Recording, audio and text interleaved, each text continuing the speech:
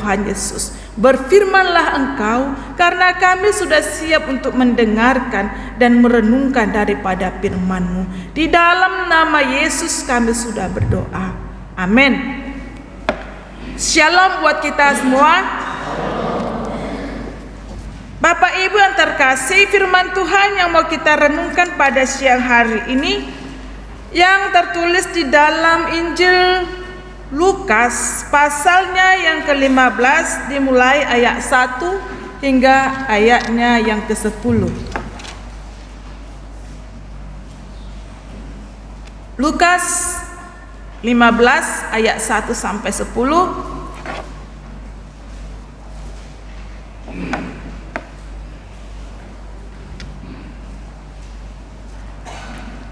Kita bacakan firman Tuhan ini secara responsoria. Mari kita mulai di dalam nama Tuhan kita Yesus Kristus. Perumpamaan tentang domba yang hilang.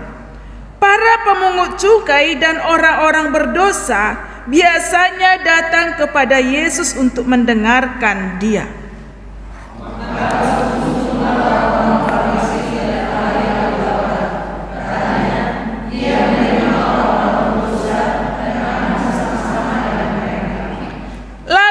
Mengatakan perumpamaan ini kepada mereka.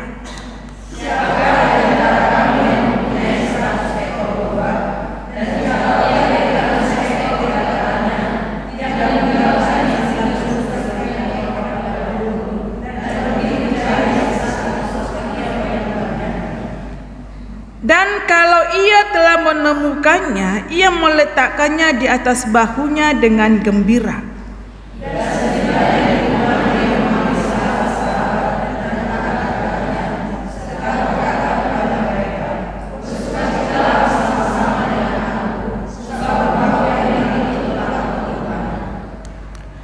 Berkata kepadamu, demikian juga akan ada sukacita di sorga karena satu orang berdosa yang bertobat, lebih daripada sukacita karena 99 orang benar yang tidak memerlukan pertobatan.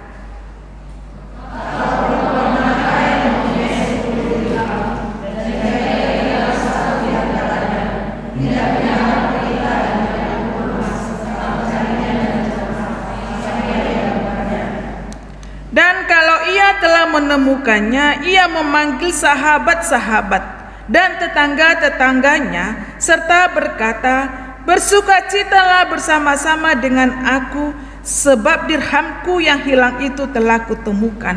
Kita sama-sama membaca ayat 10. Aku berkata kepadamu, demikian juga akan ada sukacita pada malaikat-malaikat Allah karena satu orang berdosa yang bertobat. Amin. Sampai sedemikian firman Tuhan. Bapak, Ibu dan saudara-saudaraku yang diberkati oleh Tuhan kita Yesus Kristus. Adapun yang menjadi tema firman Tuhan pada saat ini untuk kita renungkan bersama-sama adalah sukacita Tuhan mendapati orang berdosa yang bertobat.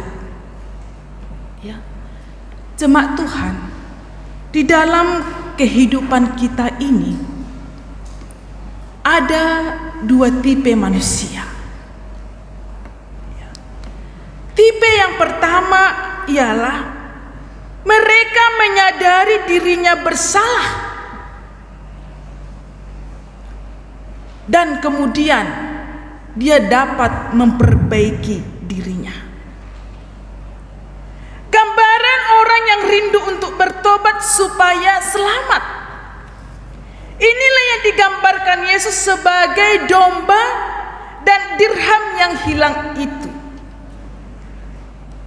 Rindu untuk kembali ke kawanannya supaya selamat dari ancaman binatang buas.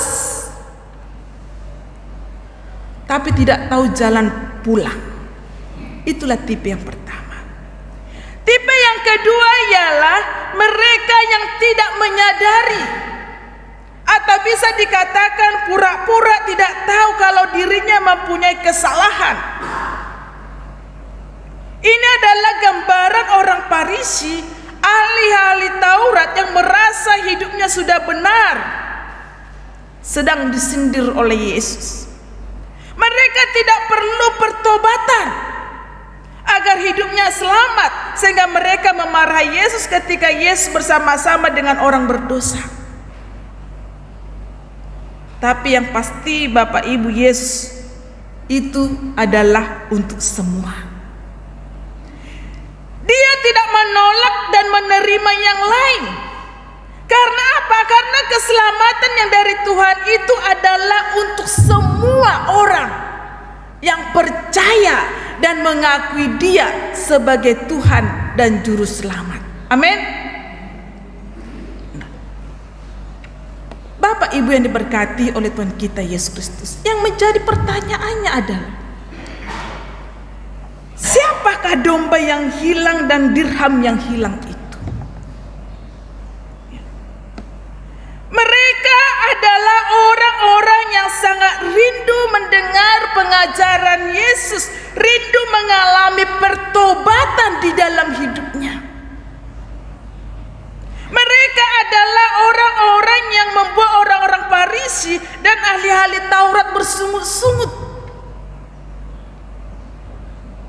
Mereka bersungut-sungut sebagai tanda keberatan mereka. Ia menerima orang-orang berdosa dan makan bersama-sama dengan mereka. Kalau kita baca tadi di dalam ayat yang pertama dan ayat yang kedua, cukup jelas dikatakan di sana, para pemungut cukai dan orang-orang berdosa biasanya datang kepada Yesus untuk mendengarkan Dia. Tetapi orang-orang Farisi itu di ayat 2, maka bersungut-sungutlah orang-orang Farisi dan ahli-ahli Taurat. Katanya ia menerima orang-orang berdosa dan makan bersama-sama dengan mereka. Bapak, Ibu dan saudara-saudaraku yang diberkati oleh Tuhan kita Yesus Kristus, sesuai dengan kedua perumpamaan yang dijelaskan Yesus, ini adalah domba yang hilang dan dirham yang hilang. Ada di sini yang mau ditekankan untuk kita sama-sama nantinya merenungkannya, yaitu bukan yang menghilangkan dirinya. Sangat berbeda sekali antara yang hilang dan yang menghilangkan diri. Kalau yang hilang itu jika ditemukan dia akan mau dibawa pulang, itulah kalau hilang. Sedangkan yang menghilangkan diri itu, jika ditemukan dia tidak mau dituntun.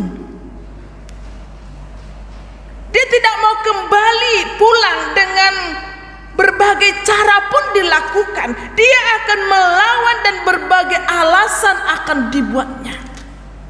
Nah, di dalam keterangan Yesus untuk menjawab sungut-sungut ataupun keberatan dari orang-orang Farisi dan ahli Taurat itu, ketika Yesus menerima makan bersama dengan para pemungut cukai dan orang-orang lain, orang-orang berdosa pada saat itu.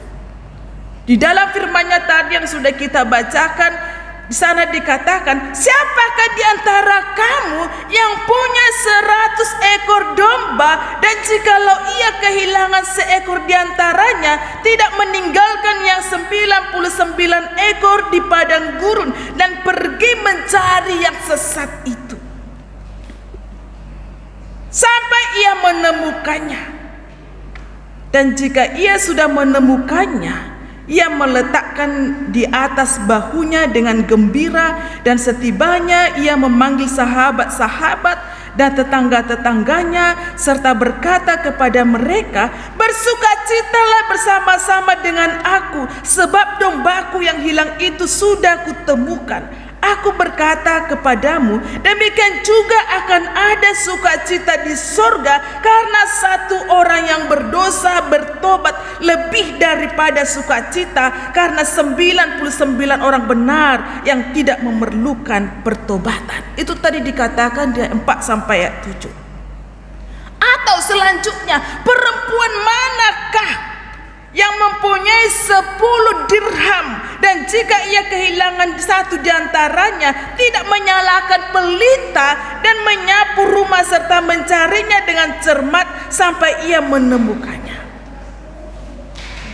Dan kalau ia menemukannya, ia akan memanggil sahabat-sahabatnya, tetangga-tetangganya, serta berkata, bersukacitalah bersama-sama dengan aku, sebab dirhamku yang hilang itu sudah kutemukan. Aku berkata kepadamu, demikian juga akan ada sukacita pada malaikat-malaikat Allah, karena ada satu orang yang berdosa dan bertobat. Itu dikatakan di 8-10.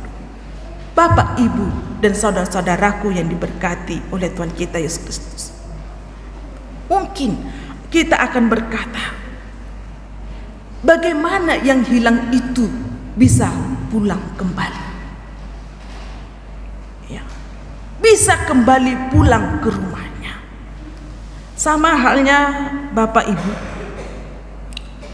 di dalam pengalaman kami, dalam hal perkunjunganlah secara khusus, ya, ketika udah sekian lama tidak pernah datang bersekutu, tidak pernah datang beribadah, jangan-jangan pun mungkin di rumah tidak berdoa, tidak bersekutu, tidak mendengarkan firman Tuhan. Tetapi ketika kita melakukan perkunjungan, ada kadang orang, Bapak Ibu, di dalam hatinya ada rasa malu sungkan karena sudah sekian lama semon dia macaraku ro marminggu, kan itu.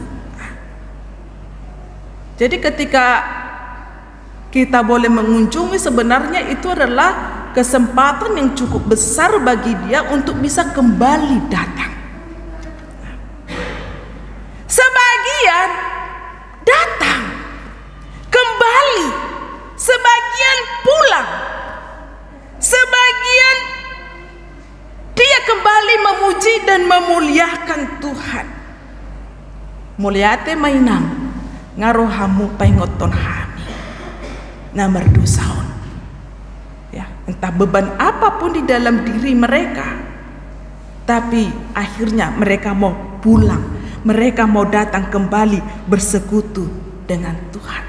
Tapi bagaimana dengan orang yang menghilangkan diri itu? Sebab ada juga domba yang memang ingin hilang, dicari pun kabur, ya, atau dia nggak mau tahu, ya datang. Kadang ketika dia tahu datang pendetanya atau pengurus gereja datang, dia kabur, dia melarikan diri dan tidak mau tahu tentang persekutuannya dengan Tuhan. Yang menjadi pertanyaannya, Bapak Ibu, ya, bagaimana persekutuan kita dengan Tuhan? Bagaimana hubungan kita dengan Tuhan? Di dalam kebenaran firman Tuhan pada saat ini mengingatkan kita tentang perumpamaan tentang domba yang hilang dan juga tentang perumpamaan dirham yang hilang. Ada sebuah ilustrasi, Bapak Ibu, yang bisa membantu kita untuk memahami kebenaran firman Tuhan ini. Ada sepasang suami istri. Sebelum mereka menikah, si perempuan ini orang yang rajin bersekutu dengan Tuhan, orang yang cukup aktif di dalam persekutuannya dengan Tuhan. Tapi ketika dia sudah mendapatkan jodohnya, kebetulan jodohnya ini orang yang mapan, punya gelar S2. Wah, dalam mimpinya aku akan mendapatkan kebahagiaan yang sempurna. Apa yang gak aku dapatkan selama ini? Karena begitu sibuknya si suami ini, hari Minggu pun selalu sibuk. Ada kegiatan-kegiatan dari kantor selalu diikuti si istri sehingga melupakan persekutuannya dengan Tuhan. Menurut dia itu tidak menjadi masalah, yang penting hidupku bahagia. Yang penting keluargaku cukup. Karena menurut dari status pekerjaan, jabatan tidak ada yang kurang. Itulah di benak sang istri ini tadi. Nah, 2 tahun mengarungi kehidupan rumah tangga. Ini karena jabatan dunia ini cukup menggiurkan, sungguh mengenakkan. Si suami mulai selingkuh. Dia nggak setia lagi dengan istrinya. Apa yang dilakukan oleh si suami? Dia hidup bersenang-senang di luar sana. Ketahuan kepada si istri. Mulailah beban itu menguasai dirinya. Mulailah beban yang berat itu ketika menguasai dirinya. Dia tertunduk. Ketika dia tertunduk, dia ingat kepada Tuhan. Ini dia. Ketika dia datang kepada Tuhan dan dia hanya berserah kepada Tuhan, Tuhan ampuni aku dari segala dosa-dosaku. Ampuni aku kalau selama ini aku jauh dari jalanmu. Aku tidak memperdulikan lagi apa yang kau sediakan bagiku. Aku merasa apa yang kuperoleh di dunia ini sudah cukup. Apa yang kudapat pada saat ini menurutku sudah bisa membahagiakan aku. Rupanya Tuhan tidak mempunyai rencana yang demikian. Ya. Di dalam penyesalan si ibu ini, dia datang ke hadapan Tuhan dengan hati yang sungguh-sungguh, dengan hati yang bertobat, sehingga dia kuat menjalani hari-harinya, dan dia tetap berdoa agar suaminya yang telah pergi itu diselamatkan oleh Tuhan, dan Tuhan menjawabnya. Pendek cerita, suaminya itu pulang kembali kepada istrinya dan mereka menjadi keluarga yang berbahagia dengan takut akan Tuhan. Kalau mulanya tidak takut akan Tuhan, tetapi ketika kejadian, rintangan, beban, tantangan itu terjadi, baru mereka ingat kepada Tuhan. Bapak, Ibu, dan saudara-saudaraku yang diberkati oleh Tuhan kita Yesus Kristus, cenderung dalam hidup kita di tengah-tengah dunia ini, kita mengejar apa yang selalu ditawarkan oleh dunia. Tapi perlu kita pahami, Bapak Ibu yang diberkati oleh Tuhan, apa yang dikatakan di dalam Amos 5 ayat 4. Di sana dikatakan, carilah aku maka kamu akan hidup. Apa mau dinyatakan oleh kebenaran firman Tuhan ini? Dan boi holan ala Golgota, sehingga kita melupakan pertolongan Tuhan, kuasa Tuhan di dalam kehidupan kita. Jangan kita menganggap dengan posisi kita yang enak sekarang ini, persekutuan itu tidak perlu lagi, Tuhan itu gak perlu lagi, ibadah itu gak perlu lagi, doa itu gak perlu lagi. Itu sama halnya kita bukan orang yang hilang, menghilangkan diri, tidak mau tahu. Alai bolongaro paru kiloni. Masalah itu, beban itu, baru kita ingat Tuhan. Bolo tonggo diingat Tuhan, bolo daun banyak juga. Aku sibuk inang kalau hari Minggu kerja, ada job, atau hari Minggu ini adalah waktu yang hanya hari Minggu inilah waktu yang tepat untuk liburan, untuk bersama-sama dengan teman, dengan keluarga. Karena Senin ke Sabtu itu juga sudah cukup sibuk.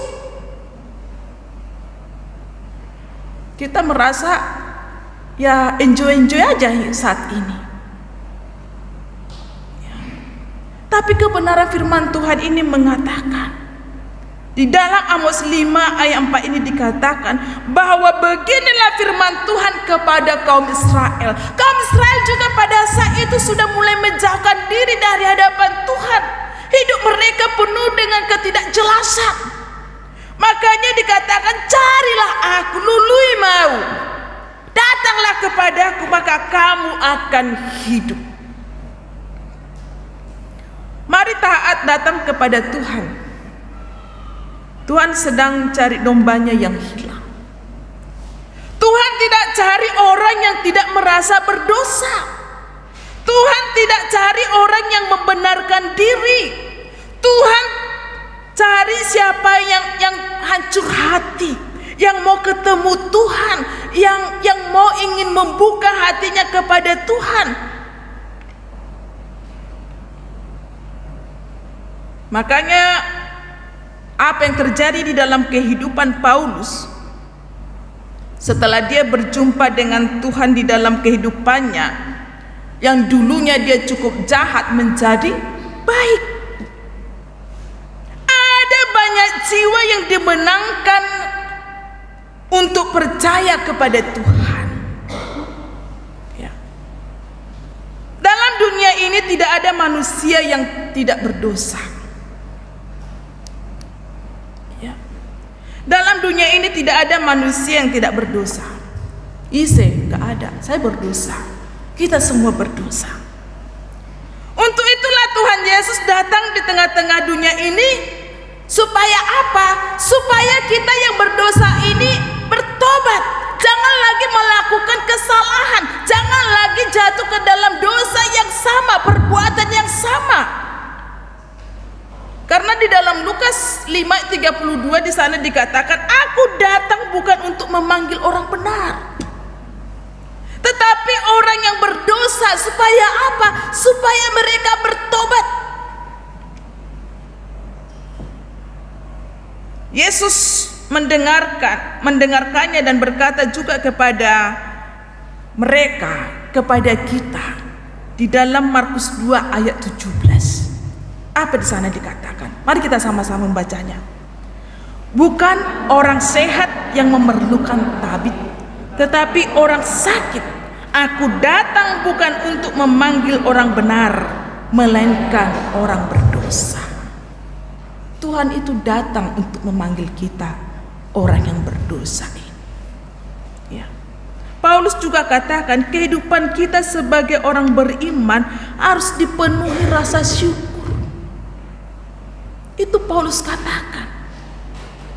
Alanaha, bagaimana yang dialami Paulus di dalam kehidupannya, yang selayaknya dia nggak bisa lagi hidup oleh karena perbuatan dosanya, tapi Tuhan itu sang pengampun. Makanya dia katakan, seharusnya hidup kita di tengah-tengah dunia ini harus dipenuhi rasa syukur. Bersyukur kepada Tuhan itu merupakan respon kita atas segala kebaikan Tuhan di dalam hidup kita. Mulia tema Tuhan. Mulai bereng ko alangi pangalahokku, pakatayokku, disudi nasusumani. Tapi Tuhan itu masih mau menerima kita, masih menunggu kita sampai kita mau berbalik kepadanya. Ya.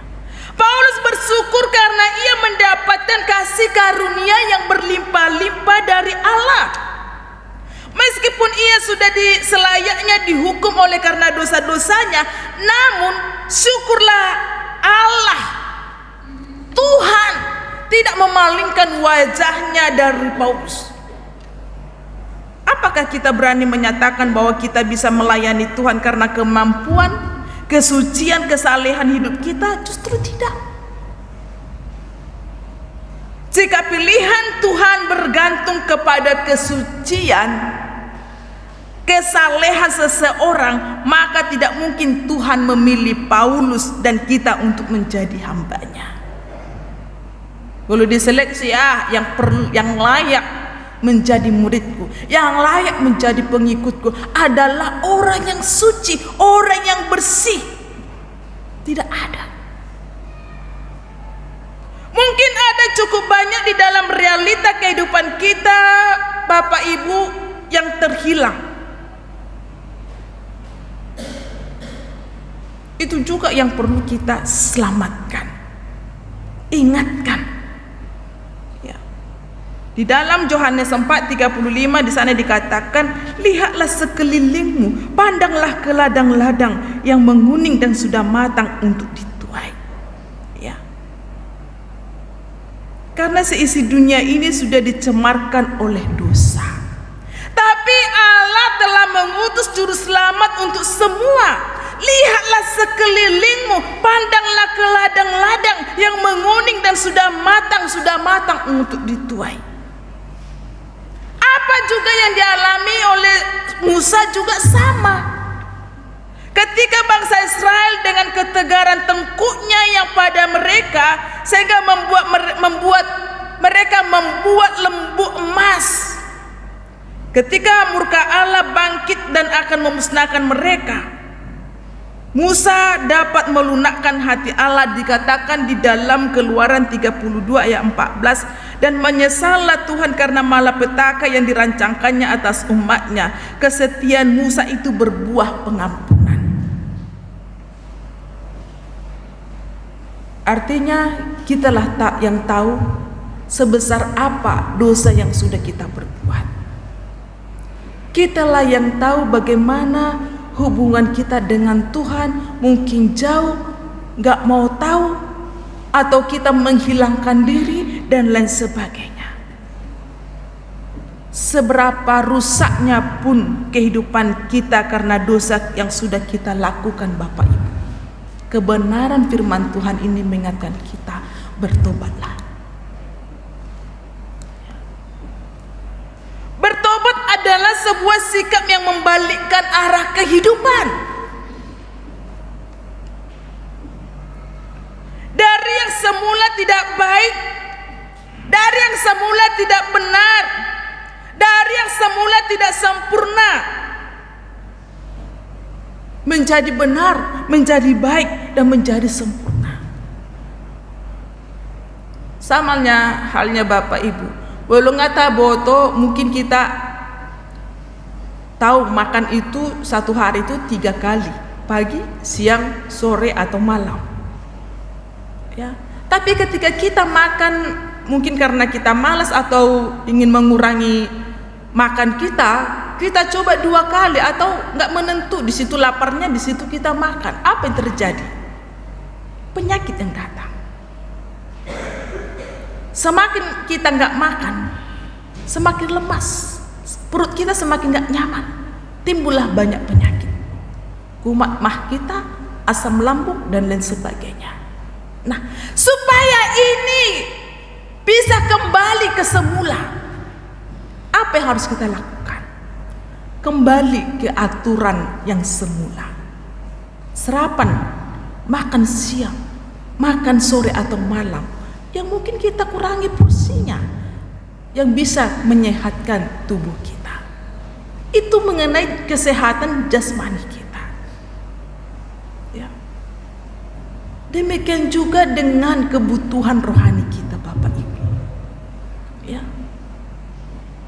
Kebutuhan rohani kita jangan di situ roh semangata di sini hitam martanya. Alatabo lopan baru pa hitam martanya. Ketika ikan asin ikan ataupun nggak ada ikan, ngamak berduti mesi atau isena male mangan. Ketika enak ikan baru kita ayo sama makan, sama sekeliling kita makan, kumpul semua kumpul. Bukan seperti itu. Kembali kepada kebiasaan kita sebagai umat percaya, kembali bersekutu dengan Tuhan. Karena firman-Nya tadi mengatakan, carilah aku maka kamu akan hidup. Ketika kita boleh mencari keselamatan itu hanya di dalam Tuhan, apapun rancangan kita di tengah-tengah dunia ini, jika Tuhan sudah memberkati, akan dikabulkan oleh Tuhan. Kalau Tuhan sudah berkehendak, semuanya akan terjadi. Amin. Tidak cukup hanya rancangan sendiri kita, hebatnya kita. Pintar saya memainkan itu, pintar saya mengatur itu. Tidak cukup hanya pintarnya kita. Jadi Bapak Ibu yang diberkati oleh Tuhan kita Yesus Kristus, Allah akan mencari kita saat kita gelisah, menerima kita saat kita berdosa, dan menopang kita saat kita gagal. Mari kita dalam kehidupan ini membangun kehidupan yang kita cari ini supaya betul-betul tidak hilang atau menghilangkan diri, kita kembali bersekutu dengan Tuhan. Ya. Jadi Bapak Ibu yang diberkati oleh Tuhan kita Yesus Kristus, perlu kita pahami, janganlah kita membangun kehidupan seperti orang-orang Farisi dan ahli-ahli Taurat yang suka menghakimi orang lain akan pertobatannya. Bagus kehidupan orang salah, bagus orang mau datang bersekutu dengan kita, bagus orang mau kembali ke hadapan Tuhan. Kita doakan supaya hidupnya semakin diubahkan, semakin diberkati. Jadi Bapak Ibu dan saudara-saudaraku yang diberkati oleh Tuhan kita Yesus Kristus, jika sudah terlalu berat hidup yang kita rasakan di tengah-tengah dunia ini, yang selama ini kita gunakan dengan cara kita sendiri, datanglah pada Tuhan. Ketika setiap orang tidak peduli atas segala persoalan hidup kita, ketika setiap orang akan menertawakan kita, akan mengejek kita, tapi Tuhan itu tidak. Odope Omar Minggu, kok muncul kau diketawa? Tidak. Disambut dengan penuh sukacita. Ya, disambut dengan penuh sukacita. Karena dalam kitab Matius pun dikatakan, marilah kepadaku semua yang letih lesu, yang berbeban berat, aku akan memberikan kelegaan padamu. Jangan berlengah-lengah lagi Bapak Ibu. Saatnya kita semakin mempererat hubungan kita dengan Tuhan. Jangan penuhi hidup kita lagi dengan segala kejahatan. Ya. Jangan penuhi lagi hidup kita dengan segala kejahatan, tapi marilah kita datang kepada Allah. Ketika kita datang kepada Allah, maka akan ada sukacita surgawi, akan datang malaikat-malaikat Allah akan bersukacita. Karena apa? Karena satu orang yang berdosa itu bertobat lebih daripada sukacita dari orang-orang benar yang tidak memerlukan pertobatan. Jadi Bapak Ibu yang diberkati oleh Tuhan kita Yesus Kristus, lewat kebenaran firman Tuhan pada saat ini, mari kita sebagai umat Tuhan, sukacita Tuhan itu akan mendapati orang yang berdosa yang bertobat. Siapapun pribadi kita, siapapun diri kita pada saat ini, mari kita senantiasa menyerahkan hidup kita kepada Tuhan, supaya Tuhan boleh mengatur hidup kita sedemikian rupa. Jangan kita menjadi orang hilang atau menghilangkan diri, tapi marilah kita orang-orang yang mau bersekutu dengan Tuhan, yang mencari Tuhan, sehingga kita akan memperoleh kehidupan. Amin. Mari kita bersatu di dalam doa. Terima kasih ya Tuhan Yesus, Bapa kami yang di surga, buat kebenaran firman-Mu yang telah menyapa kami pada saat ini. Firman-Mu mengingatkan kami Tuhan, supaya kami boleh kembali ke hadapan, supaya kami Tuhan jangan menghilangkan diri kami dari hadapan. Sekalipun Tuhan kami mengakui segala dosa-dosa kami, perbuatan kami yang hanya mementingkan diri kami sendiri. Tuhan, biarlah roh pertobatan itu ada di dalam diri kami. mau berbalik kepada terang firman-Mu ya Tuhan Yesus. Sebesar apapun Tuhan persoalan, pergumulan, kesulitan yang kami hadapi, kami hanya belajar berserah. Aturkanlah hidup kami sedemikian rupa ya Tuhan Yesus. Sediakan Tuhan yang menjadi kebutuhan kehidupan kami.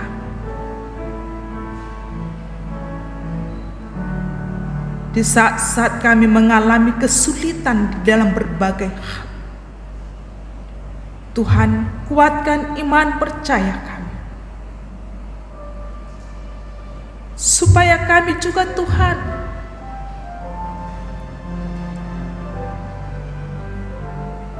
boleh belajar bersyukur dengan apa yang kami nikmati pada saat ini. Kami yakin dan percaya akan kuasa uluran kasih yang menyertai kami dan yang memimpin kehidupan kami.